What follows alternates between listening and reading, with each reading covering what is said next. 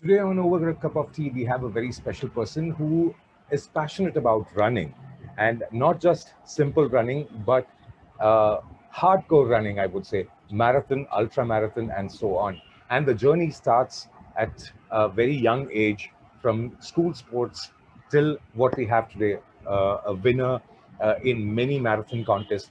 Chandra, we'd like to welcome you with a simple question. What led you to turn to marathon from the airline job and then to contours and then to marathon? How was the transition?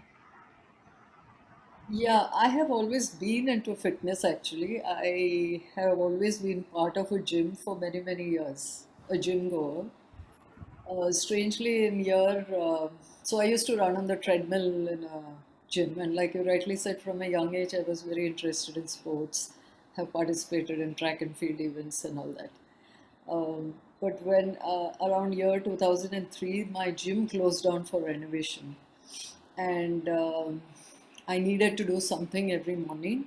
So I just decided I will go to the nearby, there's a lake nearby, and try my hand at running there instead of running on a treadmill. And I realized it was supremely liberating. I realized that the outdoors and the fresh air and running on hard surface was completely different from running on a treadmill in a gym. And I really, really enjoyed that experience.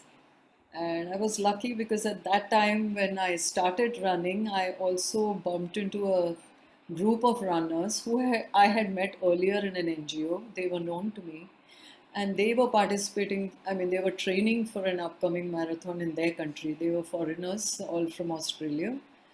So they gladly took me under their wing and started coaching me. Not towards marathon running as such, but towards coached running. So that's how I started, and I really, really enjoyed the experience. And I participated in my first run in year 2004. Those days, India, other than Mumbai, no other city had marathons actually. A very nascent sport in India. And not only that, not too many women were participating. So I used to be this sole person running all the time around a lake, and people used to stare at me. It was quite an experience. Yeah, along the way, more people joined and more events started coming up. So that's how it started. And then I started participating in a lot of events. From the early times of the airline industry, that's a world of completely different from a normal person's life. And how come you decided to get into the airline industry, and what led you to leave that and take up contours as a mainstream work?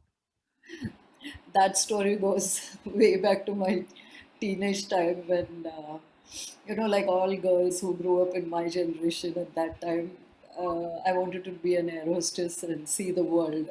It was a glamorous job and it was the best way to travel because we were not traveling much those days. So my father put his foot down. He said he just wouldn't allow me to do that. So I think it was then I decided that I'll have something to do with the airline industry. And I didn't know what that was, but it was just that I'll do something. Later on, after I got married, my husband encouraged me to fulfill my dreams. He said, if not an air hostess, you can work for an airline as a ground personnel. So that's how I did my International Air Travel Association course from Geneva. I cleared IATA advanced course. That was a very reputed course those days. So that could get me a job easily into an airline. And that's when I got into the airline industry. But side by side, I was always doing something towards physical fitness.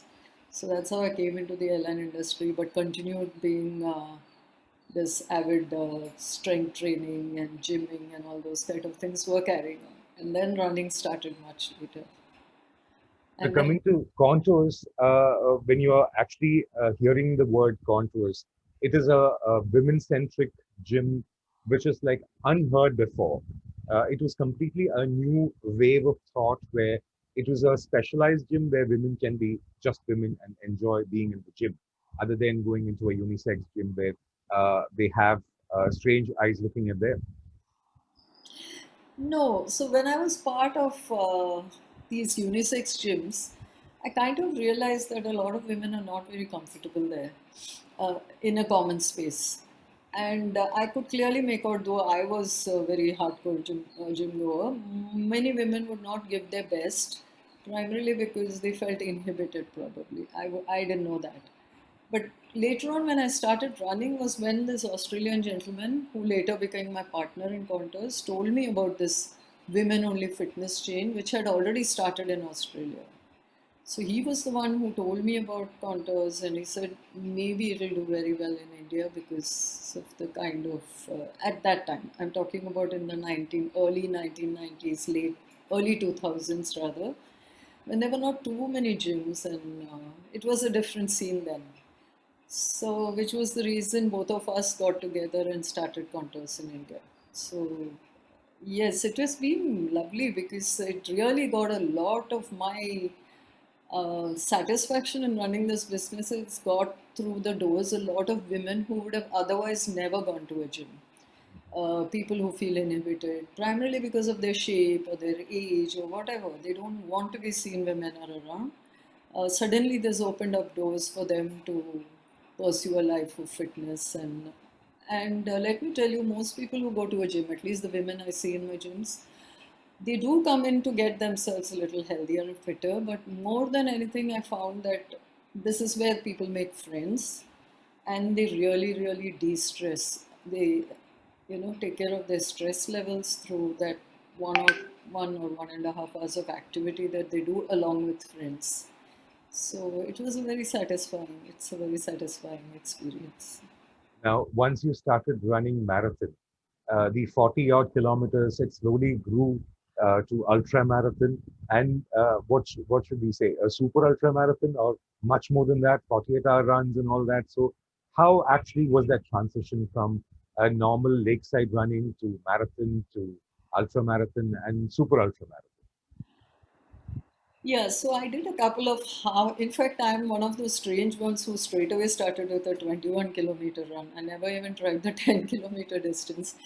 I was very fit those days because of, taking care of my muscles. So the 21-kilometer was not very daunting. So I did a couple of them and then realized it was not that challenging. So I decided I'd try my hand at the 42, and that was as early as year 2005. I did the Mumbai Marathon. And I won it only because there were hardly any women running, there were barely two or three running in that category. So that was how it was those days.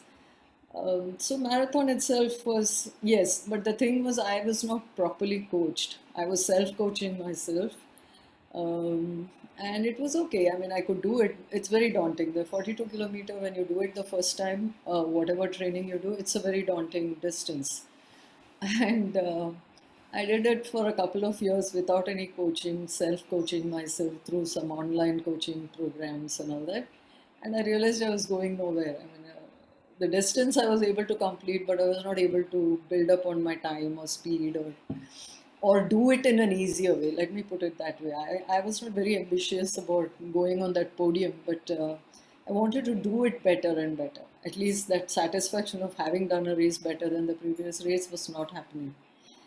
It was around 2007 that Bangalore started its first ultra marathon. I mean, at those days, an ultra marathon was just 50 kilometers. They considered anything over 45 an ultra, so they did the first 50-kilometer distance. So I mean, by then I had done about 7 to 8 marathons. Foolishly, that was again a mistake because I was averaging 4 to 5 marathons a year, which is really not what you should be doing. And so I tried my hand at the ultra marathon, and that's where I met my present coach. So he had come down from the US. He's an Indian. His name is Santosh Padmanabhan, and he was the only one who was doing 100-kilometer distance, or I'm sorry, a 24-hour run, I think, that year. So he saw me running, and I was one of the two women who was participating in the 50K. And he came up to me and asked me, "Would you like to be coached? Because you seem to have the potential, but you're doing it all wrong." That's how I started coaching under him. And within a couple of years, we started our own running group called Runners High. where we coach more people towards long distance running. So along the way, Santosh has trained me so well that automatically I started scaling up. Then, of course, events started getting longer and longer. So then we had 100 kilometer event, 75 kilometer, 100 kilometers. So they kept scaling up, and I kept participating in all of them. So I did a 75 kilometer in 2010, 100 in 2013, 12 or 13, I can't remember. And then logically some more 100 kilometer runs, and then move to a 100 kilometer typically takes for me 16 to 17 hours. Um, and move to a 24-hour run. So the thing is about these runs, it's not the run itself. The run gets over in a day. I mean, it's a 24-hour. But the training towards it is very, very intense. So you can't just get up and do a 24 hours. So you got to train at least for 6 months. So the 6 months of training was quite intense. And side by side, my gym chain had also started growing. We had scaled up to by year 2012, 12 gyms in India. So overseeing gyms in various cities and doing this kind of training was quite intense at that time, but somehow I managed to do it merely because of the passion for running, I guess, ultras.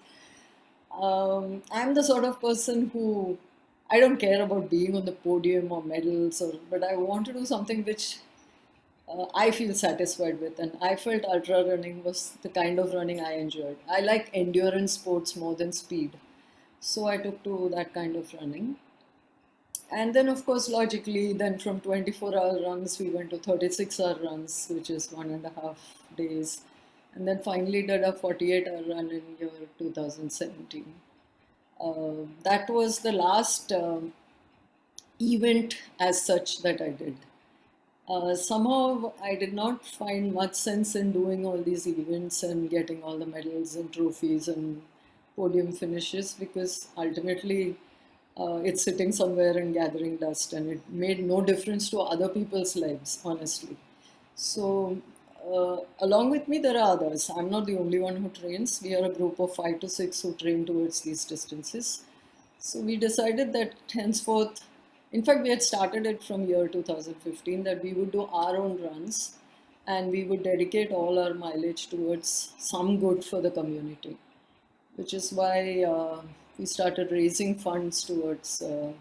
So people generally donate when they know somebody does something insane. For some reason, if you do something very spectacular or which people think is spectacular, they donate. So it became easier to raise funds for children of 4 schools who we support. These are orphans and children afflicted with HIV and physically disadvantaged children. So we started raising funds, and from year 2017, we have never participated in any event at all. We do our own runs, and in the process, we have done Bangalore to Chennai. We've done That was a very interesting, I mean, talk. Bangalore to Chennai run. Like how long and how interesting was it? What was a memorable moment? it was not a continuous run because there is no way you can run on the highways at night. It was supremely. We are running on the highways, supremely dangerous. So we would start by 4:30 in the morning. Even then, it was dangerous till the lights came, because there are no lights on the highways, and we would end by say max 5 in the evening. And then the night we would sleep and then continue. So it was more like a multi-day run than a continuous run. Yes, it was very daunting because the highways are not very kind. They are all up and down, number one. The passing by traffic is also not very kind because they've never seen runners on highways. And from the start till lately, I've been the only woman in the group. Most women don't take to ultra marathons. So I was the only woman in the group with 3 other boys. So it was a little more daunting for me because you know how it is on the highways and through villages where we were running. So we would cover a distance of about roughly 75 to 80K a day, rest and then start again. But that was worse than doing a continuous run because the muscle fatigue and soreness was accumulating over the period of days, whatever stretching you do. Yeah, so finally we reached Chennai on the fourth day. Did you get any strange comments on the way? Yes, a lot of people would ask us, why are you running? And why is this older? Because those boys are much younger than me. I'm definitely a senior person. Why are you making this old lady run? Why, we got a lot of comments. But I found that the villages, like we were going through Ambur and those kind of places where people were very nice. They were just curious. And they were nice people. I mean, they were just staring, wondering why are these people running with backpacks and all that. But we had crew support. We had crew cars with us. But they were they were just curious. I could make out. The problem started after we reached Sri Perumbadur. From there onwards, there was a lot of truck traffic. Number one, because there is an industrial estate there somewhere. From there onwards, reaching Chennai, we had decided we'll finish at the beach. Um, the crowd was absolutely vicious. They were passing comments and they were cruel. They would come near us and scare us, come the opposite way. So you always run in the direction, against the direction of the traffic, so that you can see the traffic coming towards you, so that you're safer. But we found a lot of traffic coming on the wrong side of the road. Um, Nasty comments. So the last bit was quite tough, and it took us. We literally had to walk in pockets because people were not being very kind to us. It was okay. In the end, we reached Chennai. When you talk about Bangalore, there was a time when Langford Road and Kabinbag and all those areas were green and it was so very comfortable to breathe. Even when you walk about 2, 3 minutes, you feel that you're refreshed. But now things have changed. So, do you think there is a conducive space for practicing marathon in the metro cities, which is going so badly without any kind of proper planning? Yeah, we see a huge difference. We've been training now. I've been running for over close to 20 years now, and I see the change from then to now. Um, Cubbon Park was superb. It was completely green. That's where we used to run, or Alsur Lake, around the lake. But now they allow traffic through the park. That itself has become a problem. Secondly, the traffic, of course, has multiplied. And being ultra runners, we have to do a lot of night runs. We practice night runs because that's how we run. See, the body can adapt to day running, but the body never adapts to running in the night because that's the rhythm when the body goes to sleep.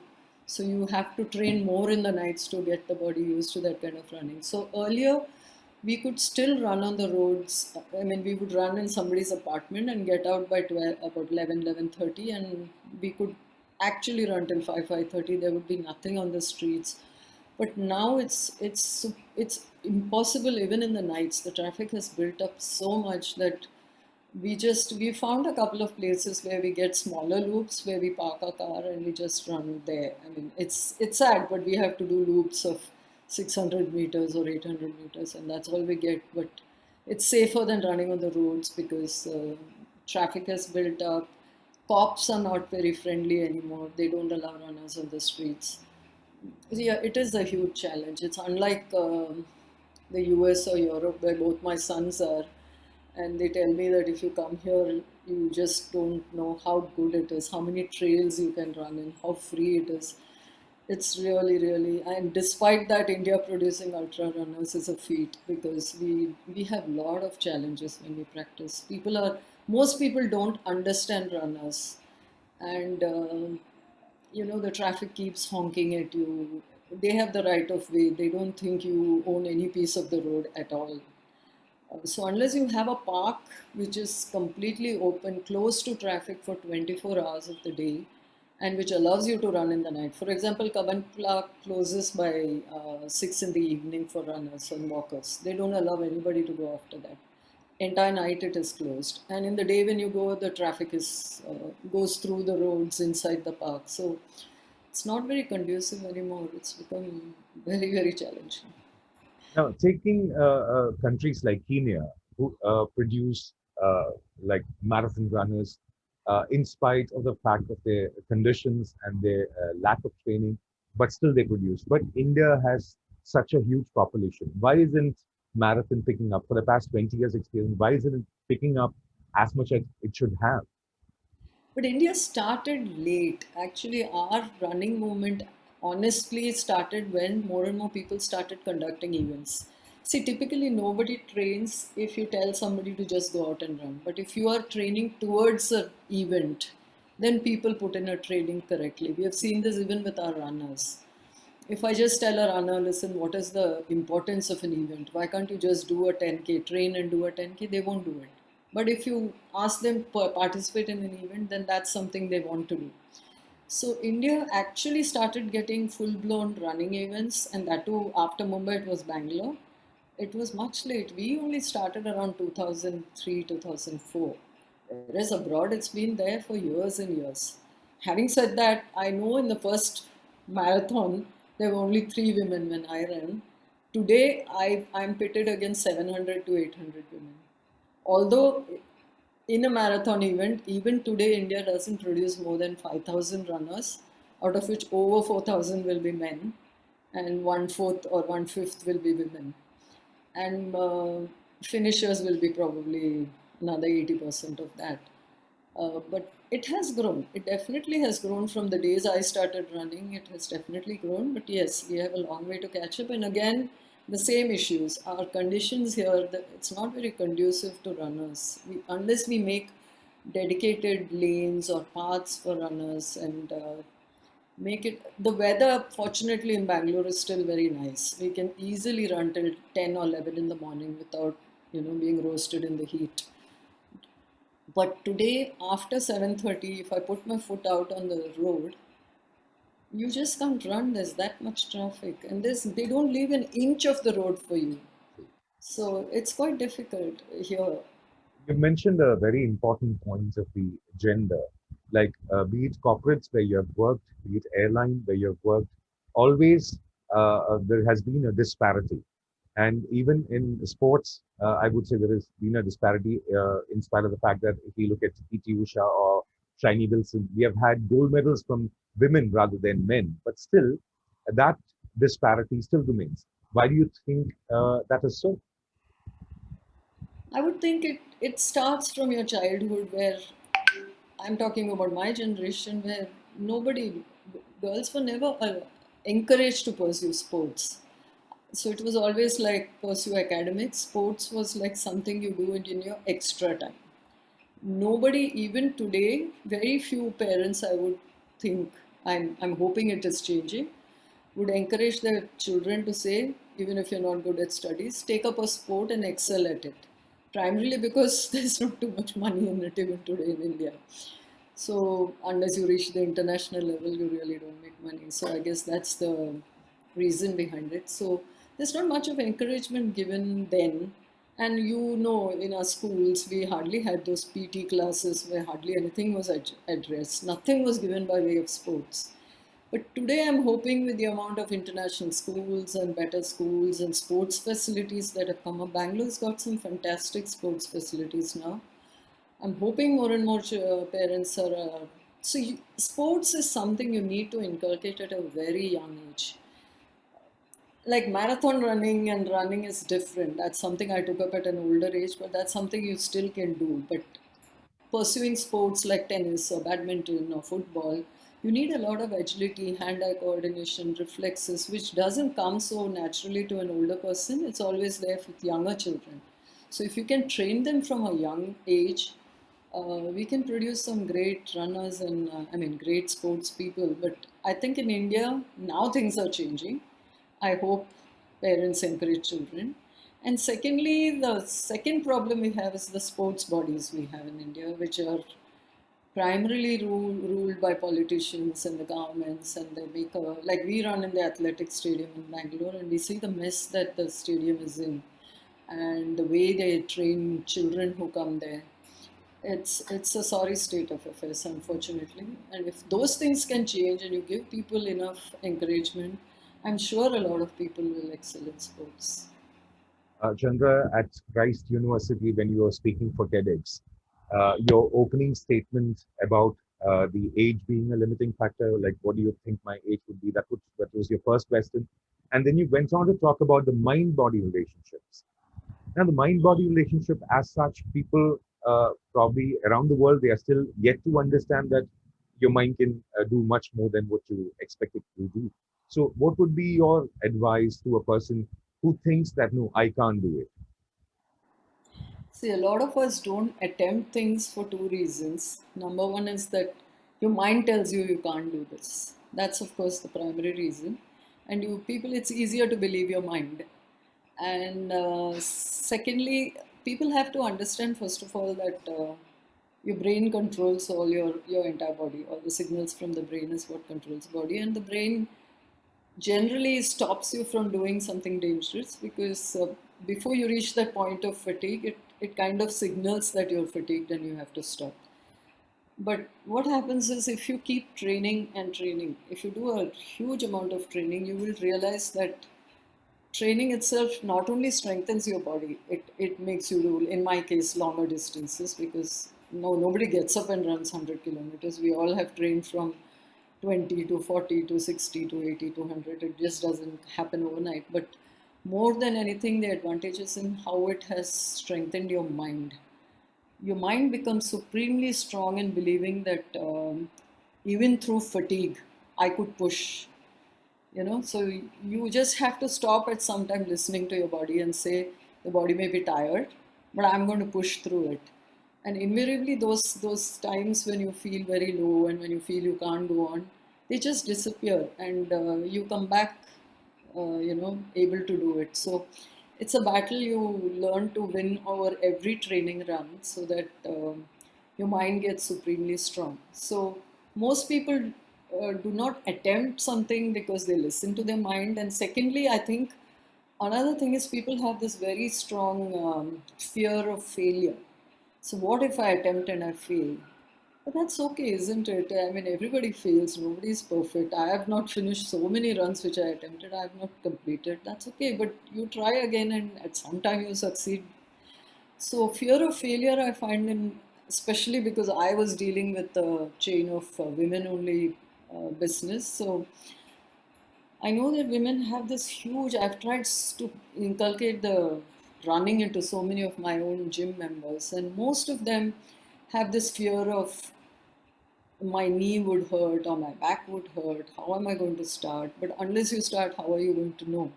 And then it's like, I will never be able to do even 500 meters, leave alone 5 kilometers. So if you're going to start with that kind of a mindset, I don't think you're going to reach anywhere. So you have to attempt to succeed and you have to fail. Everybody fails, they get up and they fail again, they get up. I don't think there's any sports person who has not failed. So failure is, first of all, is very, very important to succeed. It's very important because that's where you learn. In fact, I think I've learned more from my failed runs than from the runs where I have succeeded, because that's where I learned what is it that went wrong and how I can improve on this. Because unless you know that, how are you ever going to improve? So I think fear of failure and this mind, listening too much to your mind and not listening to your body, are the two things that stop people from doing the things they want to do. Other than the gender bias and your mind telling you or your body telling you all these things, there is a huge factor, log kya kahenge. It's like, Sorry? what log kya kahenge, what Huh. people would say. Yeah, Have you ever encountered people from dear and near asking you, like, why are you running? Like, yeah, what yeah. on earth? I get How, it. how do you tackle that? Because any passionate person, he would face that question so often in life that, why are you doing this? I get it all the time, especially because I'm the only woman in that ultra group. I was. Lately, now we have more women in. It is quite upsetting and irritating when people constantly ask you, why do you have to run? You may go in for you will have a knee replacement, hip replacement, all kinds of. I used to get a lot of negative advice. Nobody ever, other than my own family and my running friends, ever encouraged me and said, go out and do what you want and you will succeed. So, in fact, to be honest, when I did the Bangalore Chennai run was the worst because many of them thought I'm being extremely bold in doing that, going on a highway with a couple of boys. Of course, we had crew cars with 5, 6 guys right next to us in case any trouble happened. But the point was like you're going even without an ambulance. So it was, I had I mean, at least 6 months of negative advice I got all the time. Sometimes you just have to learn to ignore these things and know that you're capable of doing these things and just go ahead and do it. Never mind what people say. The only thing which works is ignore. Yeah, sometimes I understand people's concern. I do understand. But sometimes you got to understand that I'm not getting up and running. I'm not doing a Bangalore Chennai run after having done a 10 kilometer or a marathon. I'm a person who has done so many ultra marathons. I know what my body is capable of. And another thing is, it is our own event. If we had to stop sometime, I would stop and just get into the car, isn't it? We had two cars with us. There's nothing, I mean, I'm not stupid. I'm not going to kill myself out there on the highway just to prove a point. Who am I proving a point to anyway? I was just doing it because I enjoy it, and we raised a lot of money through that run for our schools. So it was very satisfying that way. Of course, I'm always the slowest. They are faster than me. They are boys. They are younger. But so what? It doesn't bother me at all. I can do these things. So, yeah, it's a bit annoying when people give advice is always free. I must say. Right. The first question, what you were asking, like in the TEDx speech, you said, guess my age. Now, is there a right age, or can anyone start at any point in time? Absolutely. I don't think there is any age limit, age factor as such to start anything, but you've got to be realistic. Like, I know today I won't be able to do what I used to do when I started running, for sure. Because I have over 20 years obviously aged a lot, and it's not easy to do what I use the same pace. I can't do, but I can still do the distances because as you age, your endurance actually goes up. You learn to pace yourself better, you do things a little more sensibly, and your endurance goes up. But you may not be able to do the pace you used to do, or you may not be able to do your trainings as frequently as you used to do, because now I need more recovery time between runs. Earlier I could do it, I would just get up and run every day if needed, but now I know my muscles are not recovering like they used to when I was younger, and that's something you need to accept. So if you're a bit realistic and not be stupid about these things and say, but I'm still enjoying my running, so why shouldn't I run? In fact, during the pandemic, parks were closed here. All parks are closed. So we decided we can't do any more ultra marathons because also because of the second factor is when you do very long distances, your immunity just it comes down a bit temporarily. We didn't want to expose ourselves to that. So we decided we'll do a marathon every week. And that's what we were doing till the second wave hit. Every week, I mean, we were doing 4 marathons a month. But that doesn't mean we were going out there and running it like we are running an event. No, we were just training, enjoying ourselves, running. I mean, we are just four of us, running at our own pace, but ensuring that we do some kind of distance week after week. So you learn to adapt. You learn that things. Yeah, now I realize yes that even that 1 week break is not enough for me anymore. So yeah, things change as you age, but you can always start at any age. Definitely. If you had started running from one point of Earth, would you have covered the whole distance of the Earth by now? The total distance you've run? Yeah, we've done humongous amount of training. Our trainings typically we would be start with in a training season we will start with 4 hour runs and build it up to 6 hours, 8 hours, 10 hours, 12 hours, 16 hours. So the training runs themselves have been humongous. I really haven't clocked mileage, but I would say 2-3 thousand kilometers easily per year is what each of us would have done towards whatever we were doing over a period of years, So you maybe. would have come back to where you started uh, around the world. Maybe, I don't know. Yeah. Maybe cumulatively we all would have done that for sure. The Yes. four of us who trained together definitely would have done. Now, if I ask the family of passionate people, they would have a totally different story of how inspirational or how motivating that one person was, other than when you take the case of other relatives and all that. So, how was your family, mainly your children, sons, taking your running and your different kind of I passion? have managed to inspire quite a few. My brother took to running. He used to support me during the Mumbai Marathon. He lives in Mumbai. And he used to come on the road and stand there for me while I do the marathon. And then he realized he got very inspired and he started running. And he has done several half marathons. His wife runs. Siddharth, my younger son, Rahul, my older one, moved to the US and he does a bit of running, but he's more into yoga and exercises. But my younger fellow, who never would wake up before 8 in the morning, now does superb marathons and ultra marathons in Europe. He's become an avid runner. I also strength train him. So from the lazy boy that he was, I've inspired him quite a bit. But my biggest success story is probably my husband, who would only walk.